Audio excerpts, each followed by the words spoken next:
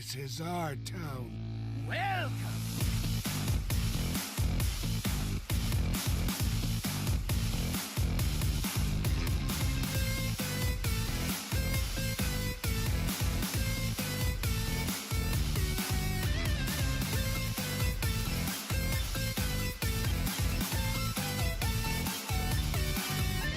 What's up, everybody?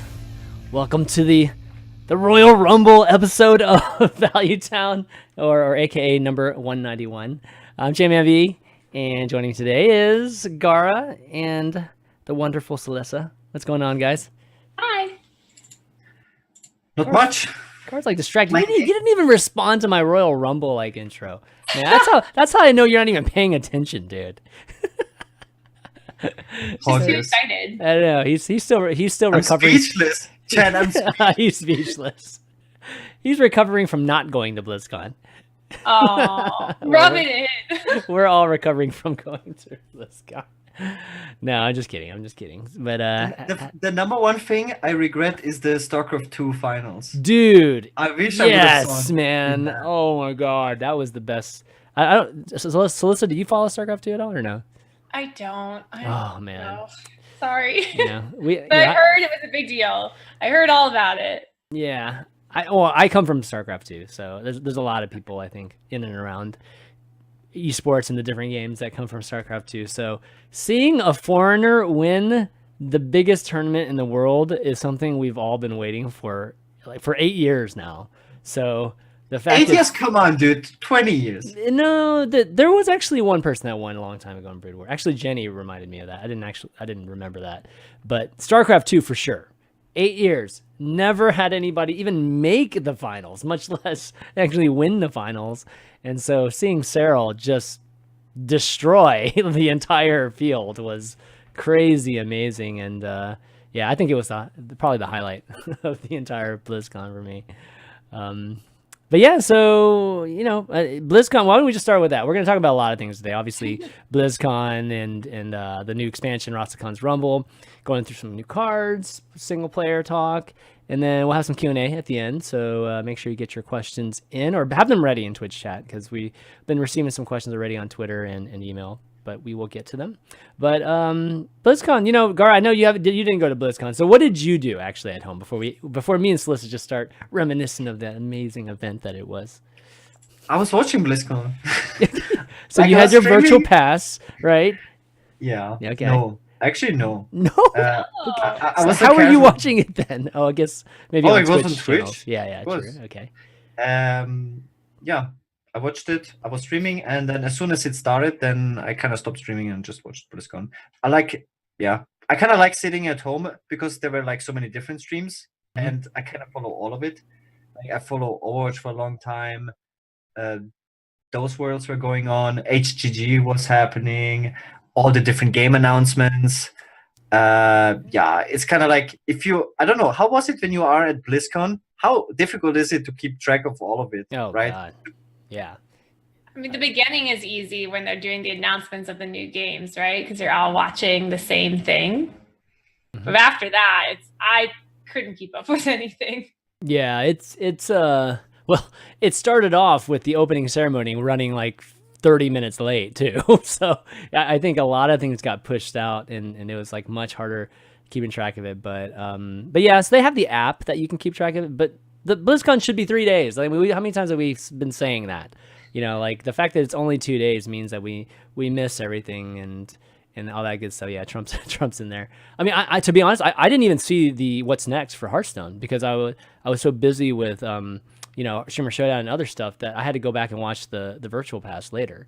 So they really need to stretch it out because we could catch all the esports stuff. Like everybody could have watched the Overwatch World Cup finals, the Hearthstone Global Games finals, and they could have watched StarCraft and World Heroes of the Storm if there was more time.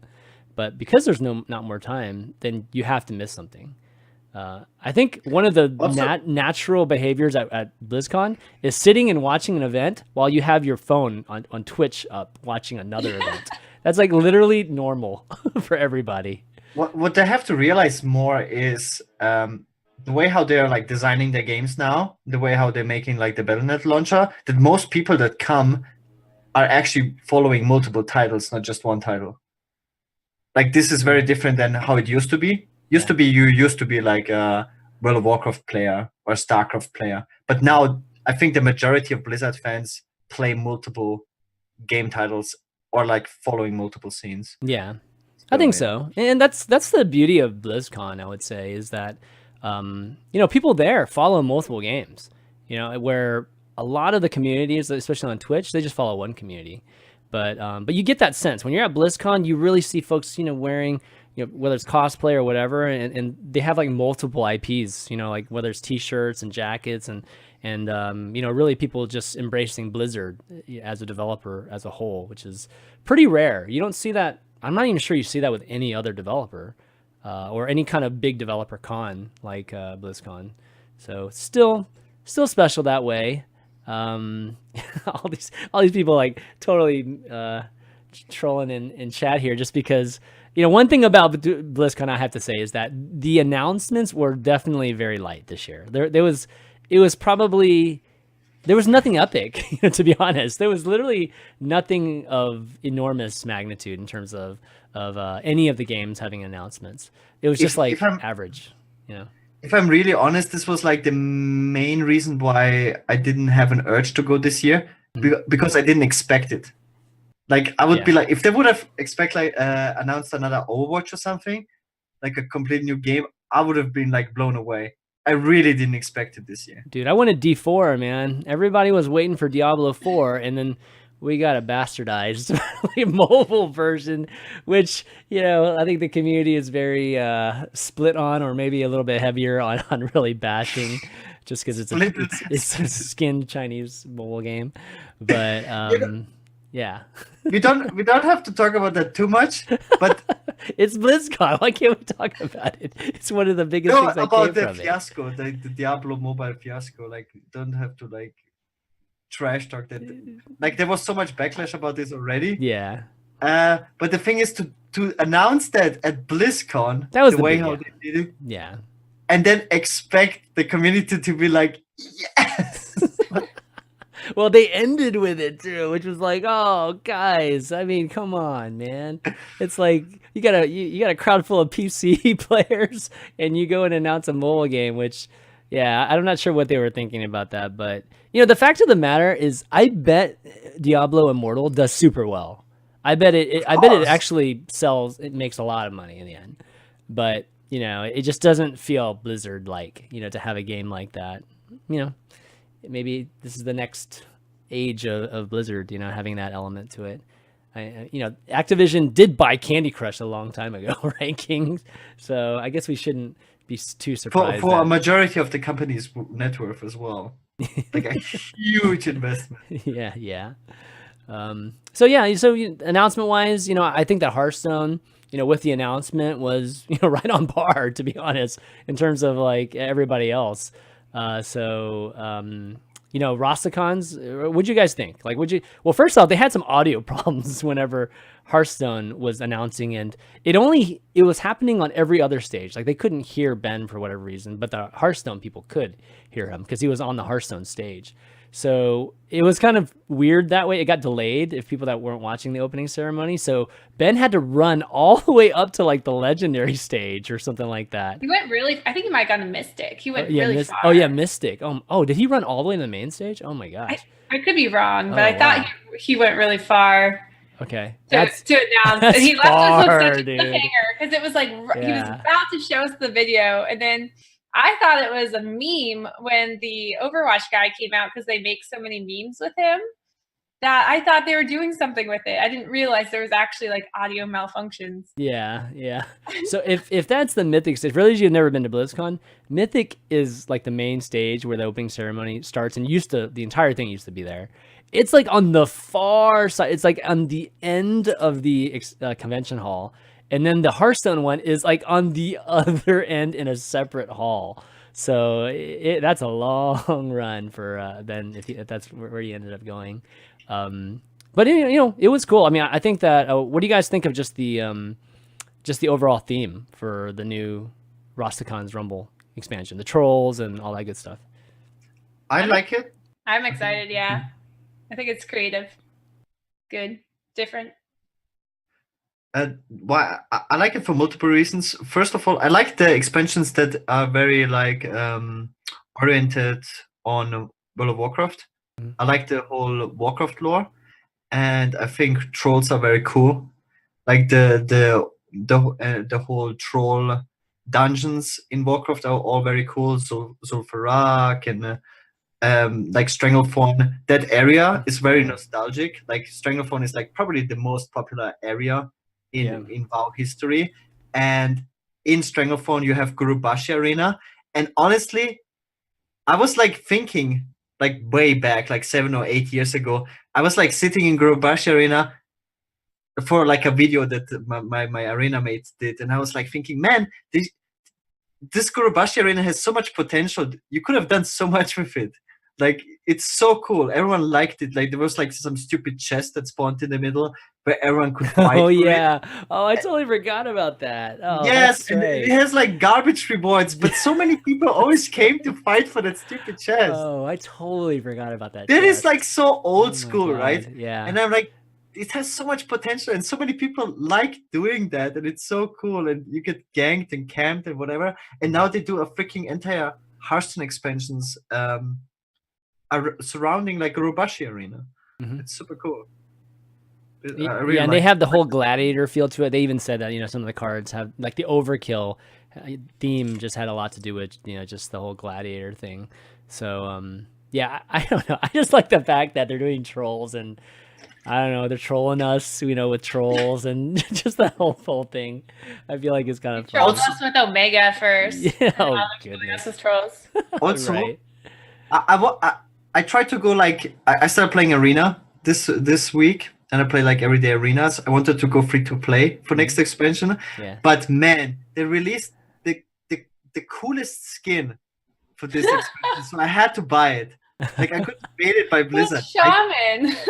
It is so cool. This is by far, in my opinion, compared to the Paladin one. Yeah, this is super cool. Omega Jiraxxus. Yeah, I like Jiraxxus. It's pink. I love it. It's great. But it's funny. I've been practicing Arena too, because I've been thinking about doing free to play this expansion. Oh, nice. But man, that shaman skin is so dope. Yeah, I like this whole, you know, island feel to it, right? Like this Rastafari thing. I think that was really creative too, and having the characters, you know, kind of have that feel to it. Been a lot of fun. So, you know, one of the things that they did during the just the panels and stuff was obviously show some cards like they always do. I think they only showed like 4 cards during the actual ceremony. But what's next? They definitely showed another 16 of them, which we can talk about in a second. But also they had another panel that was specifically just for the solo content. That was on Saturday, I believe. So they kind of talked about, obviously described what they're doing this time around for the solo content, and then they even went into just like their line of thinking for just the past expansions and just kind of how it's progressed. You know, where it used to be just an adventure, right? Like and it was like you buy the adventure separately and almost be like a mini expansion itself, to like what it is now, which is like this you know, standalone solo player type of stuff. So that was like pretty cool. You know, just to kind of maybe go into a little bit more details. Did you guys, well, first off, did you guys watch those panels? Like, did you follow that at all, or? I went to the first panel where they announced the new cards. Yeah. But I missed the second panel with the solo adventure, which made me sad. I was so tired though. Yeah. Like, I mean, it was just in weird times. I mean, it was tough. Like, you're going to miss like HG. If you wanted to watch HGD, you were not going to be able to watch the panels, you know? And so it's kind of weird that way. But let's just kind of like take a look at what the solo panels.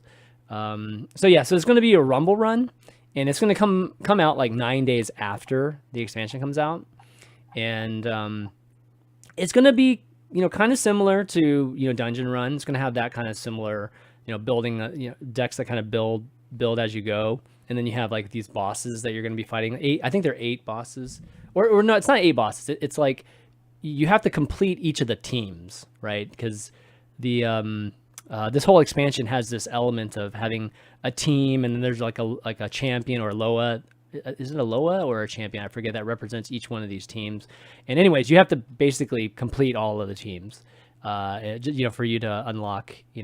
I think it's. So is it closer in style with the dungeon run than? I think so. Yeah. Okay. I think you have to finish it with each class, kind of thing, right? It's very. I think it's kind of similar that you have to do it that many times. Okay. Yeah. So there's a new keyword that's just in the Rumble run, which is shrines, which are these cards that when they die, they like respawn 3 turns later, so they don't really die forever. Yeah. It's not available in multiplayer though. It's only available in solo. Okay. Yeah. Yeah. It's kind of cool. It's definitely pretty interesting. But anyways, yeah, so you'll be finding those. Each team has like 3 different shrines and 3 different champions. So there's going to be like a mixture. You're not going to have the same champions like every time you play. There'll be a randomness like the dungeon run had. So that's kind of nice. And yeah, so anyways, I think it's good. I think the dungeon run, I think it's still easily their most successful one. So kind of going back to something that's like similar to it, I think is pretty smart of them.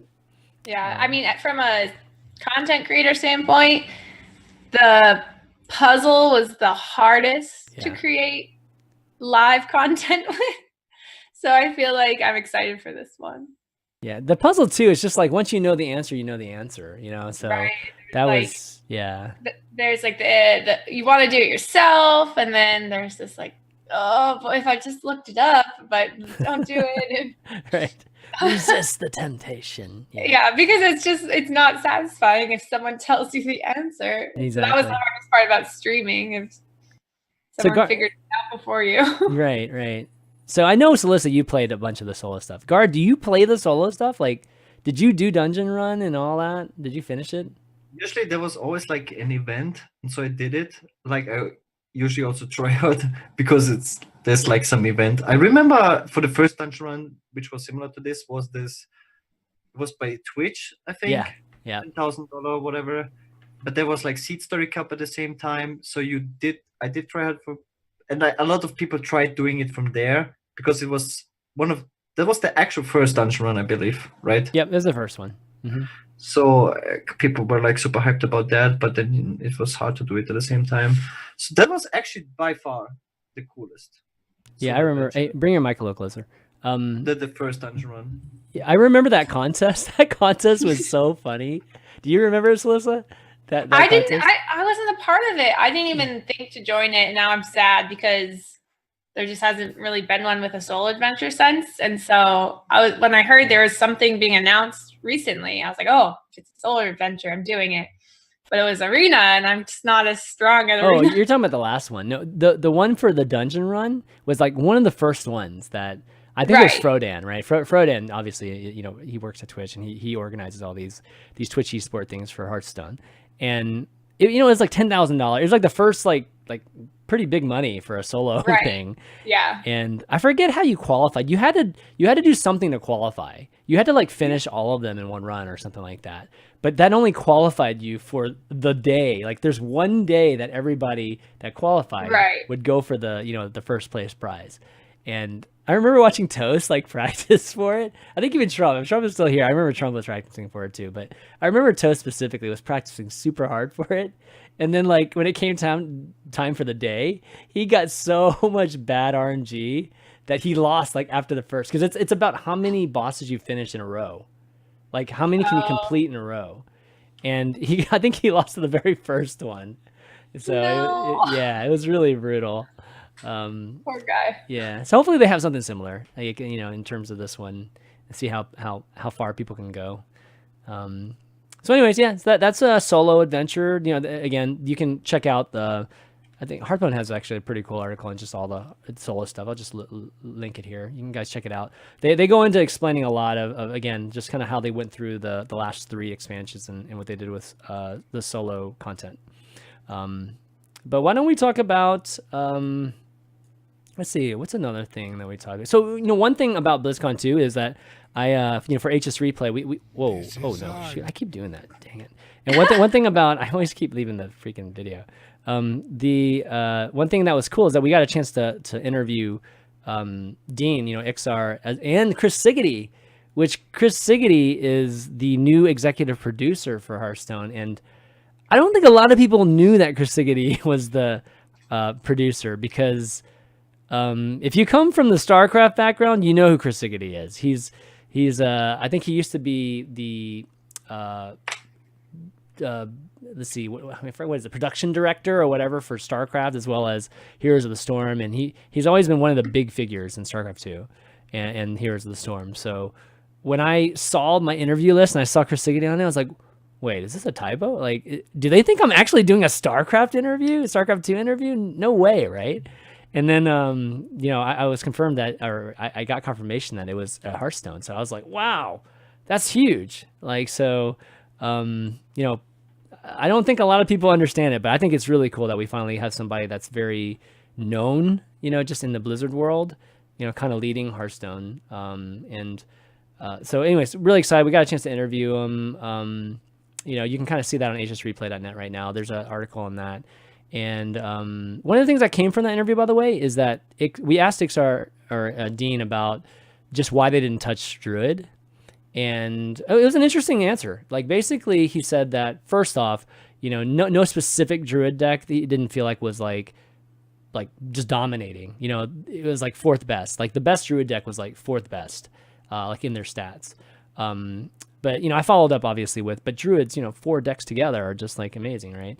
But basically what he came back with was that he feels like they felt that the meta would be worse if they would have nerfed Druid, meaning like aggro would have been crazy, is kind of like what he was referring to, if Druid would have been just completely nerfed. So, kind of for the sake of like, the betterment of the meta, even though it's not changing, they decided to not touch it, at least not now, not yet at least. So I don't know. That was an interesting answer. I think a lot of people weren't really appreciate that answer, because I don't love facing aggro decks. Like, what aggro deck? Right now we got. Dude, I thought the same thing. Like, what aggro decks? I know. We got Rogue. Rogue's an aggro deck, and yeah. Baku gets Hunter destroyed. Yeah, right now for well, sure. There's Zulok, and right now Odd Paladin's coming out. Yeah, that's true. Odd Paladin's back. It's like the only easy matchups. For Druid, they're super easy for Druid. No, for most decks. Yeah, for most decks. It's just that facing these anti-control decks, that's what do you do about it? Yeah. Well, that's like an entire thing. Topic. Yeah. Well, one thing too that I wanted to make sure I asked was just about competitors. Like, I wanted to hear their answer about what their views are on competitors, because I've never heard them answer that question before. So I got that in, which was really cool, and straight up just asked them, it's like, what do you guys think about the competitors? And I think I followed it up with just like, are they focusing more on like casual players versus like the pro competitive scene? And the answer is just like, I guess it's kind of what you would expect, which was like they welcome competitors, or they think they've accomplished what they wanted to accomplish, which is like make the digital card game a viable space. And they think that competitors will push them like to do better. But they also said that they're going to continue kind of like walking that line between casual and competitive, not really focus on one or the other. I mean, it's like, oh yeah, of course they're going to say that, right? But I don't know. The fact that they say that is kind of interesting to know too. So it just means that HCT will continue, right, as is, or maybe not as is, but you know what I mean. But just HCT they'll put money into HCT, and then they'll still obviously be catering to the casual scene too. So yeah, I mean, kind of interesting to hear them actually say it versus just kind of assume things. Because I think a lot of people were assuming that Hearthstone would just like be focused more on the casual audience, kind of let Artifact and those guys just do their thing with the competitive card game space, right? Like in Magic, the arena, kind of maybe be the leaders in that from that standpoint. But I don't know. I didn't really get that sense from them whenever they answered that question. So I guess we'll have to see what happens. Okay, well, anyways, that interview was super cool. Definitely thanks to the Blizzard PR and community team for helping us set that up at asusreplay.net. And why don't we talk about the cards now? So let's there's 16 cards or 17 cards because there was one released. So we're gonna do our thing, kind of go through them, just kind of get some quick thoughts, not spend too much time on any card, but figured we'd start with one of the Loas here, which is so the Loas guys are like these beast gods. I think, right, Gaara? I think I'm right in yeah, but you know the lore a little bit better than me. Yeah, okay, you don't. Okay, you don't. Never mind. You knew not to ask me. Never not. Exactly. I mean, I wouldn't have asked I think myself. this is some new thing. Yeah. Okay, Loa is. Oh, I thought Loas were like some kind of but gods. like newer WoW expansions, which I haven't played. Oh, okay. Like Consulting Google. Yeah. Well, people in the Twitch chat, maybe you guys can help us out. But I believe that Loas are like these beast gods. So they're not going to be called Loas anywhere. So that's one thing that it took me a second to like realize that. Okay, Loas don't have anything that's like representing them. Like I just need to know that they're beasts and they're legendaries basically. So the Paladin one got revealed. What was that? I think in Zulaman. Yeah, WoW Wikipedia has it. Loas. The there we go. bosses were like Loas. Yeah, Wes says Loa is the name given by trolls to the beings they worship. Okay, so I was kind of right. You just gods instead of anything that they worship. But anyways, the first one was revealed as a paladin. It's Shirvala the Tiger. It's a 25 mana, 7/5 beast. Divine Shield, Rush, Lifesteal, costs 1 less for each mana you've spent on spells. Now this is overall, not just while it's in your hand, right? No, I think it's just overall. Yeah. Okay, because someone tried to convince me it was opposite. I was like, I feel like it would have to be overall. Yeah. It's kind of like the Giants. Yeah. Yeah. Arcane Giant, you mean? Arcane Giant. Yeah. So it's similar. I think it's like, again, like encouraging this kind of buff paladin because almost every spell in paladin is a buff kind of thing. And it just, go ahead. Can you have enough spells to make it like that would have to be at least 15 to make it 10? I already thought about it. I think this will bring back Control Paladin. The 2 cards already. The 2 classic cards for Paladin are super good for Control Paladin. And this is what Control Paladin lacked, a win condition. And it's just a super good card. So like talk to me why this card's so good. I mean it is just a 7/5 in Paladin has already good expensive spells like Spikered Steed. What was it? I think you have to cast like 2 Spikered Steed and like a 5 mana spell or a 4 mana spell. Like you got Shrink Array in the last expansion, which is already a super good spell for 5 mana. But the thing is, Paladin is good at clearing stuff, but not good at winning the game. Paladin really needs more stuff than just Tyrion. Another great thing about Paladin is Paladin has a lot of targets that have to be silenced. Like this card is, for example, like you kind of have to look at the 2-drop as well at the same time because those 2 cards together are super good. Basically, every bomb that Paladin plays has to be silenced. And you just can't. Silence is very rare right now. Hex was nerfed. And yeah, Paladin will have like so many things that have to be silenced. And it's just another thing that is just super strong. And Paladin lacks healing right now, like overall. And Tempo Mage was nerfed. And this guy has Rush and Lifesteal, which is super mega strong. And what was it, like 12 mana plus 5 mana? That's 17 mana. And then I didn't read the word mana. I thought it was for each spell you cast. I was like, no, it's definitely mana. I didn't read the term mana. Then it would be garbage. I mean, there's no way. There's like absolutely no way. You have to have so many spells, but now that I read the word each mana you spend, okay, then that's easy. Good. It's a good card. So I mean, let's bring up the 2-drop just for sake of discussing it too. Let me find it. Nope, it's under it. Whoops. Okay, so, well. Yeah, it's better to talk instead of the I need to move this. Cards, to talk about the Paladin cards first. Yeah, let me move this out of the way. I'd love to talk about Reign of Toads. Yeah. Yeah. Okay, so Immortal Prelate is, a 2-drop. It's a 1/3 epic. Death Rattle, shuffle this into your deck. It keeps any enchantments. So it's kind of like what's her name? The current legendary that does that. The paladin legendary that kind of keeps any Lyra. Is that right? Lyra. No, not Lyra. Not Lyra. Slysssa? Lynessa. Yeah. Slysssa. I was right. So it's Slysssa. Yeah. Slysssa. No. No, Lynessa. Lynessa, Slyssa's sister. No. Yes. So kind of similar to that, but much smaller. And the fact that it just keeps, it's like Kingsbane basically. It's like a weird Kingsbane minion. Oh, it is. Yeah. It costs one more. So, yeah, but it is way more interesting than that. But because you can't draw it like you can a Kingsbane. And the thing is, it's like the way it ignores how you summon it. Like compared to Lynessa, it's a battle cry. This card is no matter how you get it, it has the buff on it. So for example, if you call 2 arms, you get this guy with no matter what buff is on him. And Call to Arms is a 5 mana spell, which is an expensive spell for Shirvala. Call to Arms, it has to have, it's a cost 1 or 2, that's right. It's a 2-drop, just any 2-drop. Yeah. Okay. And so if this guy had like Kings, Spike Steed, whatever, Dynasize on it, you would summon this with. So if you silence this and kill it, it still comes back with all the buffs, right? No, because it's a Death Rattle. No, what I'm saying is like you run 2 in your deck.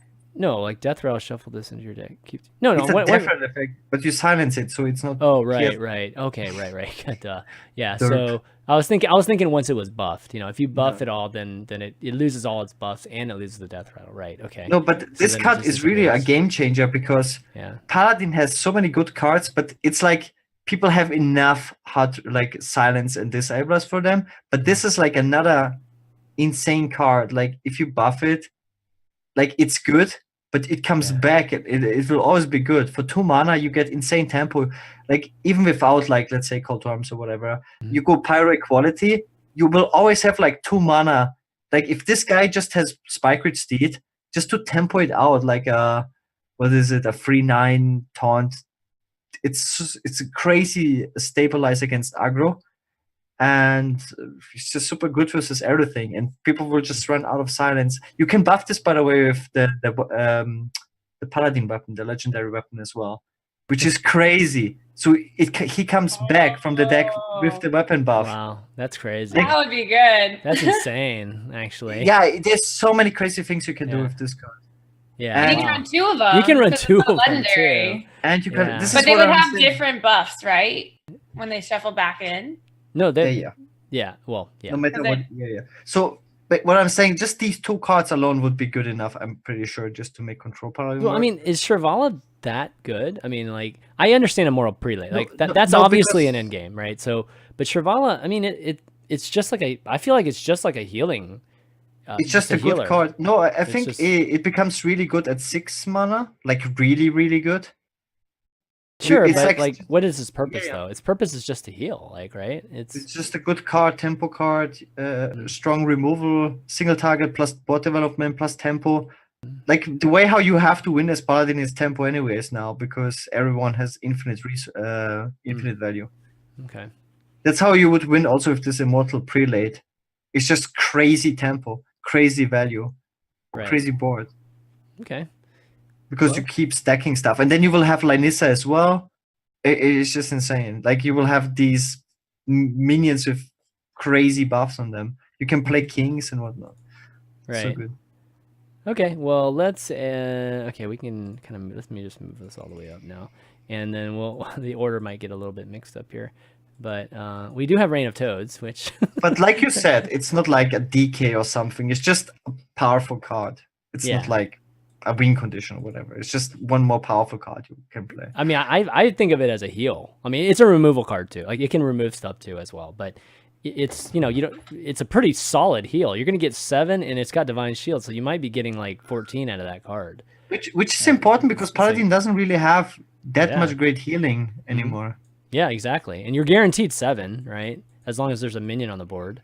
So I don't know. It's pretty solid from that standpoint.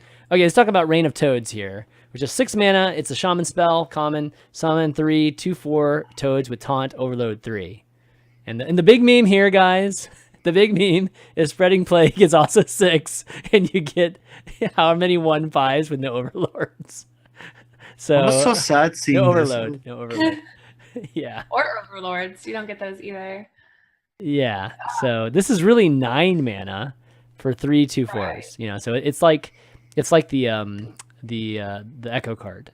Yeah, it's a little echo card with less flexibility. Right.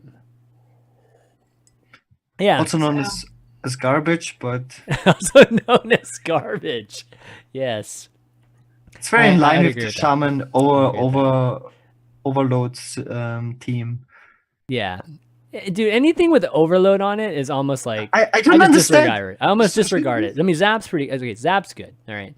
That's Should about this it. card be like way it. better than an average card because of overload? I would think so, right? Like, I mean, if you told me this was a 6 mana card that summoned 3 2/4 toads with taunt, I'd be like, okay, yeah, that sounds reasonable. Yeah, with the current power of the game, yeah, that sounds right. Then you throw on 3 overloads, like, dude, Wait. come on.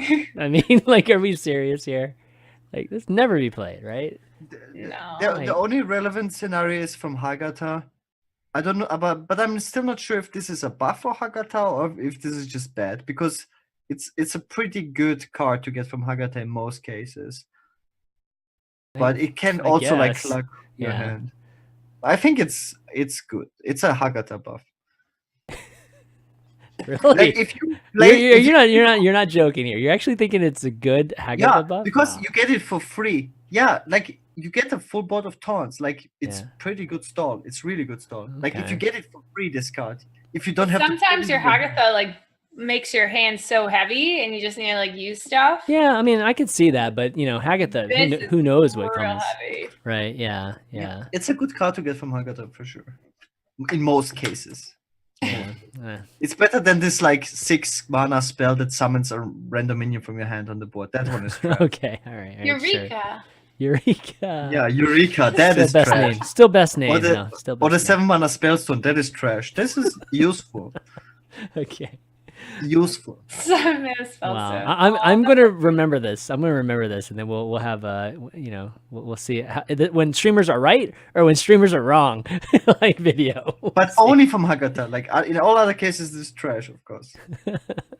Okay, so next up we've got a non-class card, a neutral card, and also a druid card. So the neutral card is 2 mana, 2/2 pirate, Sharkfin Fan, and after your hero attacks, summon a 1/1 pirate. So obviously something you're going to want with a rogue or something that has a weapon very consistently, so that you can at least get that value right off the bat. Any thoughts on this? Pirates? Do we see pirates in the future? Because there's like another pirate card that Rogue. Yeah, Rogue has seems to be leaning towards more piratey. yeah, As usual. as usual. Because Rogue has the only pirate class cards, right? Yeah, but Rogue's never had. I don't even remember. Gaara, do you remember? Was there a period where Pirate Rogue was actually crazy? There was a time, right, when Ship Cannon was actually played in Rogue. That was pretty good, but Yeah, in Wild it was one of the best decks, and yeah, in Wild, but not in Standard or in Standard, pre-Wild. I know that Reynard tried to make like a bunch of. Yeah, I remember that too. They were solid decks. They just weren't Patches. If you just have patches. Oh, it was even before patches. It was actually okay. pre-patches too. It was actually pretty solid. Yeah, believe it or not, it was a good tempo deck. But I guess they're trying for it again. So this, I don't know. We do have another cannon that's coming up, which is kind of always fun to have cannons in the meta. This card, like, it really reminds me of Sharky working for Blizzard now. I don't know. It probably is, man. It's like he loves aggro, he loves pirates, and now we are here with this maybe. card. Yeah, I wouldn't doubt it. I definitely wouldn't doubt it. When I talked to someone at Blizzard, they said that this expansion still was under Ben Brode. Yeah, but it's in the that's Chalky, definitely in Chalky's. Yeah, I'm sure You know, there's time overlap frame. there. Yeah. Okay, going on to the Druid one. So it's a good card, by the way. This card, yeah, I think it's pretty good. You know, if you I don't know. So what would you do? Like, would you coin this out? I mean, coin's so good for Rogue, right? So how do you what's the sequence of play here? You know what's funny? Like the first thing that comes to my mind is always like perfect curve. What would perfect curve be? Like even Rogue, turn 1 dagger, play dagger turn 1, and then play this on turn 2, and then bam. It's kind of like a Patches curve. Yeah, that makes the most sense. I mean, it's hard to play on 2 if you need to weapon on 2. Isn't this good in Hunter? Like with Candle Shot? Yeah. Isn't it? Yeah. Gosh, it could be just played straight up as just a good 2-drop. So might be interesting in Paladin too, with maybe in like an arena or something, because there's some buff weapons in Paladin. Mm-hmm. Okay, well, we got a Druid card here too. It's 2 mana, 2/3. It's a common card, and let's see. It's Battle Cry. It's Savage Striker. Battle Cry, deal damage to an enemy minion equal to your hero's attack. Good old savagery, trying to make its way back or in some way. It's a 2 mana 2/3 by base, so I feel like it's generally solid, but probably not even picked in arena, I would say. Yeah. But it's Druid, so I hope this trend continues that Druid gets bad cards in this expansion. Yeah, I don't think so, unless we see more bites and. There's no way this is good. There's no way. Yeah. I think it's a good arena the DK, card. The DK maybe later. Yeah. Arena card. It could be a solid pick in arena. Okay. No. You don't think so? It's not good in arena. No. It's a 2 mana 2/3. Is a 2 mana 2/3 that bad in arena? Do you even play arena? I play arena. I was studying arena. Like 2 drops are out of meta. Right now you go for 3 drops. Okay, so is that what it is? Meta, that is. But there's going to be a new meta. No. It used to be good 2 drops, but no more. Yeah. No 2 drops. You never take a 2 drop. Twitch chat teached me how to pick. Okay, so you listen. Okay. Teach me. Oh man. They're all rank 1 taught you English too, I guess. Wow. Told me they're all rank 1 legend. They know what they're doing. Senpais, man. They're a bunch of senpais. Okay. All right. Next up, we've got rogue cards. So we've got our first spirit. So one of the things in this expansion, on top of Loas, is that each class will get their own spirit too. And this is an example. They're all 0/3. So I asked Iksar that during the interview. It's like, are all the spirits 0/3s? And he said, yeah. And I believe they're all stealth for 1 turn too. At least the ones that we've seen so far. They said the highest cost is 4. But and they're all between I think 1 to 4, but this is definitely the highest cost. One was a 4. Okay, so this is a 4 mana, a rare card, Spirit of the Shark, stealth for 1 turn. Your minions' battle cries and combos trigger twice. Dude, that's pretty good. That's or at least for rogue. I feel like. I mean, the 4 mana, wasting a turn there is obviously questionable. Kind of interesting dynamic. But if you're going to get an effect, doubling your battle cries and combos for rogue cards, I think is super value. Yeah, that's a lot you could probably do. I feel like I saw something that you could do, and I can't remember it. Oh man. I mean, you could draw 2 cards. You could do 4 damage. You could do. I mean, there's a lot of things, in terms of combo. Yeah. I think it's unplayable. Really? Yes, absolutely. Yeah, I mean, you definitely give up a lot of tempo. I like to compare this card to Brun.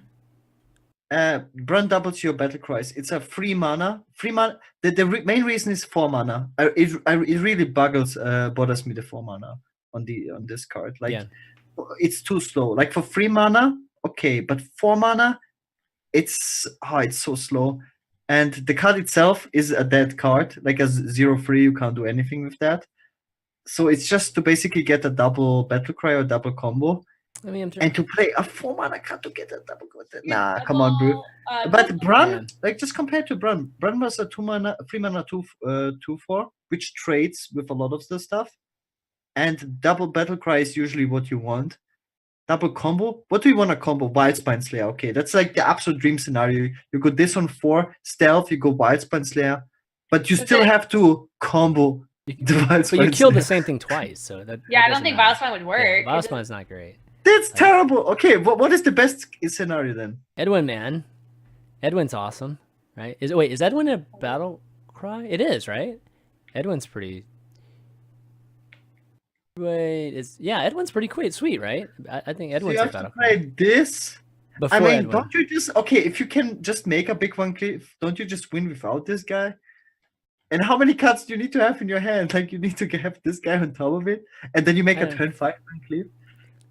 How about making how about the nightmare? What about Elven Minstrel? You can draw 4 minions right away. Yeah, or just the spider, right? Like the Thaldori. And if you're playing that kind of miracle thing. Oh yeah, someone brought up the bunnies. Because you can always vanish at some point, right? Like you can. I mean, if you're gonna play, I don't know, if you're trying to build around this, obviously it's gonna be a lot different than stuff that we're playing right now. It'll be like variations of it. So I would assume you'd be playing Vanish, given that you're going to be so far behind tempo-wise. That, yeah, I mean, somebody mentioned, right, like you said, Slysssa, like, Bunny Hopper would be interesting. I don't know. I think it's intriguing. I think it's, like, very well designed in terms of, like, it's not no-brainer. It's, like, definitely, Yeah, the coolest thing is that you can special summon it, like how you would say in Yu-Gi-Oh! Like, no matter how you get this guy on the board, it will have stealth. Like, if you can summon it from the deck, it has stealth, so that's pretty cool. It's not like impermeable to removal though. Like Hellfire can kill it, and Defile probably kills it in some way. And so there's a lot of ways to still remove this, even with it being stealth so early. But that's a powerful one. I don't know. I feel like from the other spirits I saw, this is a pretty good one. Like, I think the most relevant will this be if you find some OTK combo, which is probably doable somehow. I'm not sure. I can't think of anything, but probably because it is quite resilient. I mean, there's counterplay to it, like you said. Yeah. I don't know. Can you think of some OTK combo? I can't think of anything. Yeah, I mean, I don't. It doesn't have to be OTK. It could just be something that's like, I think drawing an extra card is pretty good. I mean, it's not obviously doesn't make up for a complete turn. You have to pay this for 4 mana. I know. And a card. It is. Yeah. And against aggro, imagine it. Against aggro, it's just gonna suck. Okay? That's just. What about Meat Wagon? You can. Meat Wagon. Ooh. Meat Wagon's pretty cool. Maybe. Yeah, Meat Wagon could be pretty cool. That's what I'm saying. Like, you go Meat Wagon, get this, and then you're somehow OTK opponent. I don't know. Yeah, you're right. Okay, so let's move on. Cannon Barrage. 6 mana, epic spell. Deal 3 damage to a random enemy. Repeat for each of your pirates. So... So repeat for each of your pirates you play, or just... right? No, it's for each pirate that's on board at the time. So, like, if you have 5 pirates on board, you're going to do... oh, I see. It's a spell. Right. So okay. So, if you have 5 on board, then you do 18 damage, because you do the initial 3 and then 5 more times. Yeah, so it's kind of a board clear, I guess. I mean, you just have to have a lot of pirates. Yeah, so I guess it's something that you would... I don't know. Would you play this in an aggro pirate deck just to like? Dude, you wouldn't even pick this in arena. I know. I know. I'm just trying to imagine any kind of scenario you would play this, like as you're losing control of the board, because of your opponent's. But it's the way they showed it, like in the panel, was like it was like 7 pirates, pirate rogue versus Zoolock kind of thing, where you and neither person's actually fighting for board the whole time. Like seriously, which is not the right way to play. Like that really happens in Hearthstone. Yeah, right? Yeah, it's like showing like a board of 7 pirates, and then you cast this card. Wow, the opponent is like 7. There's a bunch of 3/3s on the board, and you cast it with 7 pirates. Wow. Boom, boom, boom, boom. No, I guess it can hit the hero too. Yeah, then he goes on his face. Yeah. Okay, so I don't know. If there's some kind of crazy like fill the board with pirates, type of card that's coming up, then maybe this could be pretty interesting. Like his Toad card. Just think about it. Yeah. Even without a condition, it's not that crazy. Like, even if it wouldn't require you to have pirates, which is already a ridiculous condition, you need to have, as a rogue, multiple pirates on board that are alive. And by the way, are you not just winning if you're... Anyways, without a condition, like, it's just like didn't Mage have like this card, the super missiles? How much was it? It was 8 7 mana? mana. 7 mana mana. and then 3 of them, right? Yeah. For no condition. 1 more mana for no condition. Well, Yeah. give me that. And was that played in any deck? You played it from Kabbalist Tomes. And yeah, from, that's about all you did. It's expensive. It was expensive, man. And there is so much meta, dude. The randomness. Yeah. Okay, that's actually a good example to just compare it to. Is the greater missile, arcane missile or whatever. Maybe if it's all going face, maybe. Leave a ton. If it was all face, yeah, I mean, he had 7 really fires on the board, 21 damage to your face. At that point, it's like you're just winning with what you have on board. Yeah. Can you imagine, like, you what is it? You deckhand. What else can you do with 10 mana? Deckhand, something else, and then you'd end up doing like 20 damage to the face or something ridiculous like that. Oh man, that'd be terrible. It involves cold bloods and faceless. Yeah. Probably. Okay, let's talk some mage now. So we got 3 mana, Pyromaniac at rare, 3/4, solid body. Whenever your hero power kills a minion, draw a card. Wow, that's nice. I like this card for Arena because it's a good body, and I don't know. Like, I was trying to compare it to the 3 mana 1/3 that when it gets damaged, you draw a card. What's that card called? Neutral. What? You mean Acolyte of Pain? Acolyte, okay. Yeah. I was comparing it to that. Like, some control mages will run that card. Yeah. But I feel like, to me, this is stronger, but the condition is a little bit harder to accomplish. If that makes sense. Really? Like, yeah. Okay. You know? Yeah. It is definitely harder to accomplish, obviously. But if you're playing Paladin, it'd be super easy, right? It might even force them to play differently because of it, so. Right. Because this has that effect of, what Jaina has, right? It does affect your play because you don't want to give your opponent extra value for 2 mana. Or if you get the odd mage thing, you get deal 2 damage. Yeah. I don't know. I don't know. I kind of like this.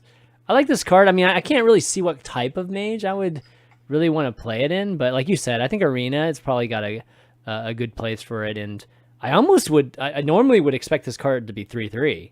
Just with the just what they've done in the past, but the fact it's 3/4 just kind of makes me think, man, this looks just good. And if you can figure out how to build something around it, then cool. Because like even if you don't use the hero power and you just keep spending your mana like on your cards, still not bad, right? You still get vanilla 3/4. That's just hard to remove. It's very good. The card is very good, and I played like my fair share of a couple thousand games of Big Spell Mage. It's something that Big Spell Mage lacks, good card draw. Like you always had to play Ravens or Acolytes or like other cards like Witchwood Piper or just bad card draw cards. And this card is very good early game because 3 mana 3/4 is pretty solid. And in late game it's even better because when you have Jaina out, you will always go for like hero power, make a water elemental, and then you will, if you can always squeeze out this guy. You can go polymorph hero power, then this guy, and you will just get a free card draw, like a free cycle. Another interesting thing is Baku control mage was like a thing for a short period of time, and this is like a nice addition to that deck because then you have like the 2 damage hero power, so it's much easier to kill something. And you would probably play this in Baku Mage as well. Yeah. Definitely. Okay. Cool. Yeah, definitely. And in Arena, of course, super good. Okay, moving on to the next card. We got the legendary card, 8 mana, 5/5, Hexlord Malacross. And each class will have its own legendary as well. So, I mean, just like kind of have their set legendaries like they do normally. And this one is Battle Cry. Add a copy of your opening hand to your hand, except this card. Okay, so I love the artwork. I have no idea where this is going to be used, but it's super interesting. It's just greed. Greed. You know, it's Greed. yeah, I'm not sure it's so smart.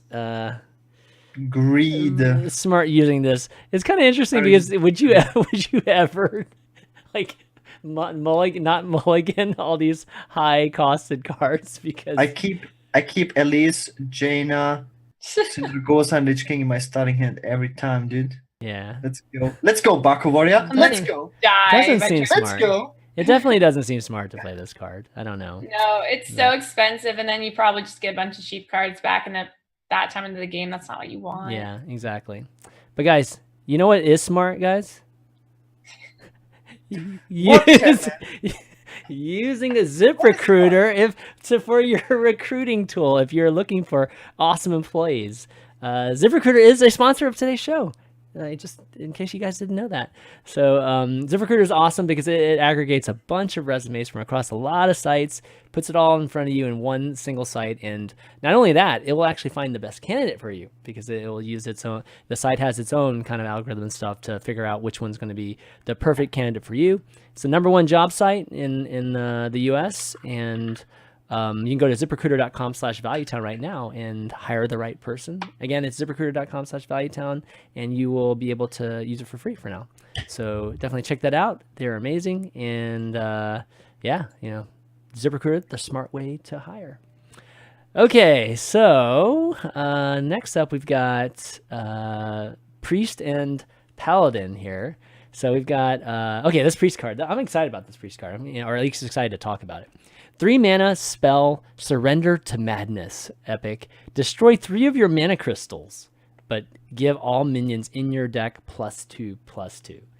So Keleseth ×2, but you have to destroy mana crystals.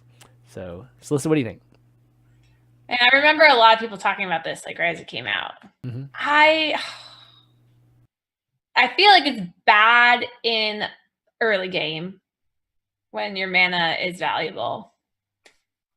Yeah. But the later you play it, the less value you're going to get. I don't know. It's like, I feel like they've been trying to get this like buff paladin, or sorry, priest going with, I'm not sure though. I'm unsure about it. Seems weird and interesting. Yeah, I don't know. I'm kind of intrigued because like, Gaara, I think maybe it was Jackie back in the day. Jackie, I remember had this like tempo priest way back when that had like light wardens in it and stuff, and it had pretty cheap minions in it. And I think that if you could get enough cheap minions, we're talking like mana count 1 to like 3 or 4 or something like that, then maybe this card could be interesting. And the draw is gonna, I think you can draw. Yeah, so. I mean, it kind of just reminds me of what was the legendary card, the 6 mana 5/5 card. What was her name? What did it do? Lady in White. Oh yeah, Lady in White. Yeah, Lady in White. When I first saw that, I was like, "That's going to be insane! Like everything, and it's just going to be nuts." I have not seen it once played. Yeah. I still believe in that card eventually one of these days, but yeah, right now it definitely isn't. So this is 3 mana is a lot to give up, and +2/+2 doesn't seem to really make up for it when you're talking about, like they're on turn 4 and you're on turn 1, type of thing. Right. Or a druid, they're gonna be on turn 10 and you'll be on turn 1. Right. Oh. Yeah. Love the memes. Love the memes. Gaara, what do you think? I think if you can make it work, it's an insane card because you can play it twice. It's like similar like to Keleseth, but it's like double buff and you buff your entire deck. The problem is it involves making like a tempo aggro priest work, and everything about priest is not tempo aggro. You have to find a lot of draw. Murloc priest, baby. Yeah, something like and you need cheap draw, like I don't know, man. You have to do the priest cleric into. It's like Blizzard is always like challenge accepted, like they're trying to push these super contradictory archetypes like control hunter, beast druid, aggro priest, freeze shaman, like that. they're like, I don't know, they have like a chartboard somewhere, and they're like, okay, what's the most ridiculous thing we like can draw lines, and we'll like find something crazy. Aggro priest, let's go. Let's go pirate mage. No, yeah, I know what you mean by that. It's like, yeah, but it might take like another 3 or 4 expansions. I don't know. Maybe we will get there. There was a time where we had it's a very old card, the Inspire card.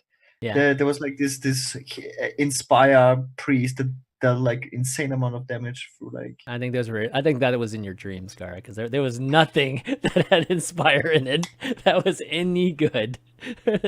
No, there was like this 4-mana 4/5. 4-mana 4/5. Oh yeah, where you drew a card, right? Like if you hero powered. But that was not a good deck. It was like tier 3 or something. But that was like the closest to like a viable aggro priest. I mean, the card is good, and then if you can make it work, but to make it work is right now no. Like right now with the existing cards, nah. We need so many 1-drops, like good 1-drops. Do we have good 1-drops in Hearthstone? Not really. Well, we got rid of one. But not in Priest though. Priest still has one of the best ones. Imagine pulling patches afterwards. Oof. Yeah, I don't know. I have this sneaking suspicion that one of the great deck builders will build something good with this deck. I mean, it's not going to be like the best deck, but it's good enough to climb with, I bet. Imagine patches. Yeah, with patches, this would be so sick. Oh god, yeah. I mean, what about boars and stuff? I mean, boars are pretty sick. I mean, with this, so it's like, I don't know. It's kind of it's almost like a weird rogue quest type of thing, for priests. It's kind of interesting. But we'll definitely have to see if anybody comes up with something. But we got over here next to it, we've got a paladin card that recently just got announced. Wasn't at BlizzCon, it was actually after BlizzCon. 3-mana, time out. And your hero is immune until your next turn, which again seems to be supporting the control paladin type of archetype. I like this, man. Stop, man. Stop. It's like the Orisa. It's like a Orisa from Overwatch. It's ice block, but like leave the same gesture as ice block. That's right. It's like take the hand in the face. You can't do anything to my face. Yeah. So, can a paladin afford this card? Like, just in the 30 cards that they'll need for everything they need to do, because this doesn't actually buff any of those end game type of cards, right? Like this isn't actually a buff on a minion or anything like that. So, I don't know. You think this is good, Gaara? Yeah, but in Paladin, like you said, man, like maybe some Uta OTK Paladin. Imagine Uta OTK Paladin gets any card in that expansion, any card that helps the OTK combo. Yeah. Then you have like guaranteed stall. It's like an ice block in advance with no counterplay. Mm-hmm. Like but it's harder to play because you have to just hold on to this card the whole time. Yeah. Like you have to. It's kind of like an ice block that only works for one specific turn. That doesn't, like, you can't protect it or whatever. Ice block has to be procced first. But it's still a stall, like an ultimate stall, which is crazy good. But in Paladin, out of all classes, usually you play a card like this in a combo deck, but it might be still good because, I don't know, face decks are not really a thing. Like, do you need this type of survival tool? And yeah, it's definitely a cool card. Like, definitely a cool card, but I'm not sure. I mean, there's combo, right? Like you just mentioned it, right? There's Uther combos, and there's yeah. But like, against what do you need this, like, as a survival tool? Like, are there like super crazy face decks right now? They just recently nerfed Tempo Mage. Against Tempo Mages would have been good, and then you have time. It's a spell as well, so it reduces. It's a relatively kind of expensive spell, like for the new legendary minion. So it's just to buy some time, so you get that guy out, cheaper or whatnot. No, I think 3 mana is cheap, dude. Like no, because you stack spells. Obviously, you don't just play this spell and you expect crazy things to happen. Mm-hmm. No, it's like just over time you reduce the mana cost of the new legendary, and it's very interesting because I think you would like to play this in an OTK Uta Paladin. It's so good stalling. It's a guaranteed turn you get. Yeah. But I don't know if you can set up. Yeah, that's going to be interesting. But do we want like an OTK Uta Paladin being like a thing? I mean, like Slysssa was. This card. Yeah. Yeah. No counterplay. Sounds like a Tice disciple over there. My favorite kind of decks. Yeah. I feel like this is Ice Block, but lesser degree, super strong too. So I would not be surprised if those Paladin decks become a thing because of this card. Maybe it works also like in a control Paladin. You like with the new 2-drop and stuff. Like it takes time to set up. Play that, buff it, shuffle it in the deck, redraw it. Maybe you need these extra turns where you just immune to damage. This is also good if you want to be greedy with pyro quality, right? So the opponent has like, let's say 2 minions on the board. You just prevent damage, and then what is your opponent gonna do? Like just pass or play more minions, and then you get more value out of pyro quality. There's like different ways. Well, good players would just pass, dude. Or good players would not play more. Yeah, but then you still bought a turn. Yeah. True. It's definitely interesting. Yeah. I'm surprised, to be honest. I'm surprised they would add a card like this after after rotating. It's kind of like nerfing Agent of Lore because it's too strong to draw 2 cards for 7 mana. And then they put right? Expansion. We make it 10 mana. Yeah, that's crazy. Okay, let's keep moving here. We got it looks like we got Warlock now. So we got the Spirit of the Bat. So Warlock's Spirit is 2 mana, 0/3, as the other ones are. Stealth for 1 turn. After a friendly minion dies, give a minion in your hand +1/+1. Yeah, so this is, soul infusion or whatever, like type of thing, right? Where you're buffing, your hand buffing. But what kind of deck? I guess it's just a zoo deck. Like we had all those imps and stuff back in the day. This would be freaking amazing. But now, it's just like, I guess Voidwalkers and stuff like that. No, it's like, I have to stop you, dude. It's so much worse than Kalasev. There's no way in any deck you would play this over Kalasev. Right, because you can't play both. I didn't even talk about Kalasev yet, but yes, for sure, the Kalasev is better. Kalasev is so much better.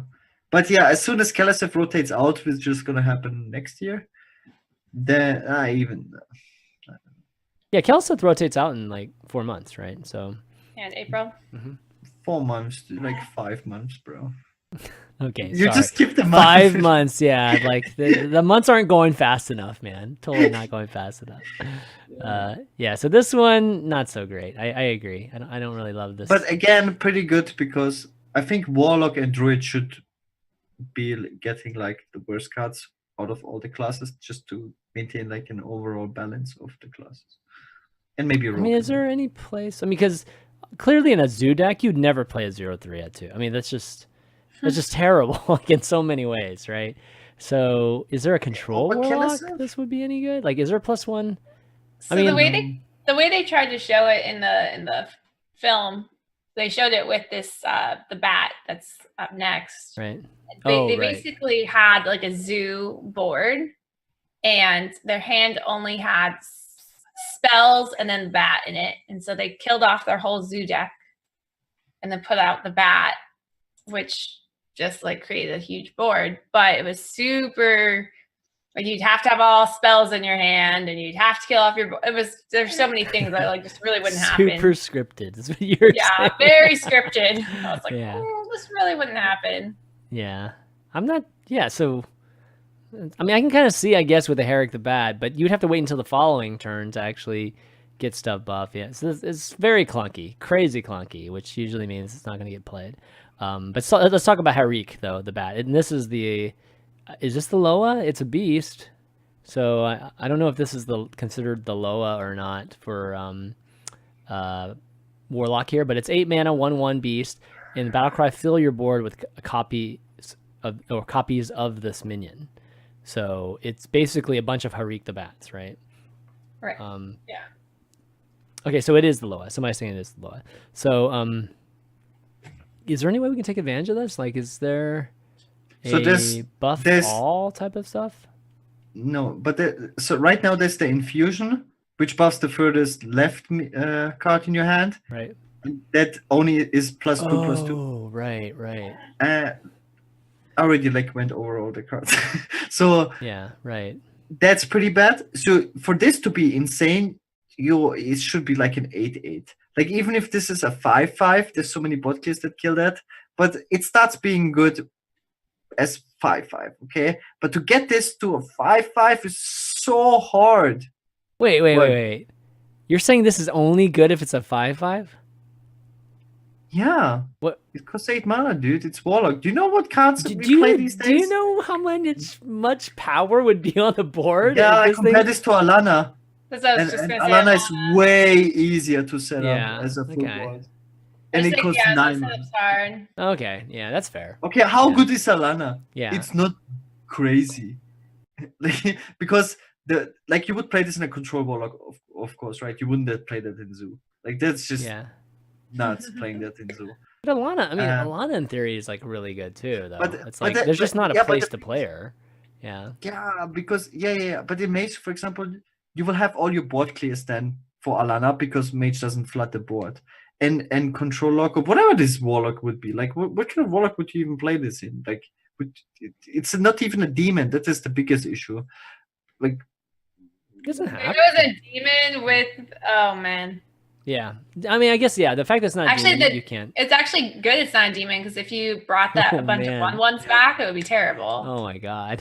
But it's so much harder to buff. That's the point. Like how? Like okay, but I know that people like this card. This is why I'm not gonna say anything bad. It's very cool to. It's very satisfying. I'm pretty sure to buff this guy somehow, and then play a full board of 8/8s. Boom. So you're saying it's a casual card? It's a super fun card that people love. And it's like Doppelgangster on drugs, right? But it's much more expensive, and that's the problem with it. If it was a demon, they will definitely have to reveal some more cards that buff this guy for sure. Yeah. Okay, well let's see what else comes out from that. Moving on to the next one, we've got go with Warlock first. Like let's finish Warlock. The most important card you have. Which one was it? Oh yeah. Let me see. It's the Void Contract. Here we go. Void Contract. Here we go. So, destroy 8 mana. It's a spell. It's another 8 mana spell. Destroy half of each player's deck. So anti-combo card. If those minions or what was it? It's the contract. What's the other one? What are the two other cards? That actually Demology Project and Dirty Red. Wait, which one? Not Dirty Rat. Dirty Red and the Demology Project. Known for Atu too, right? As well. Oh yeah. So yeah, both of those. Loki. If those weren't enough to try to stop the combo, or whatever type of crazy deck that has a key card, Void Contract is it's like bringing a shotgun into like a pool of fish or something.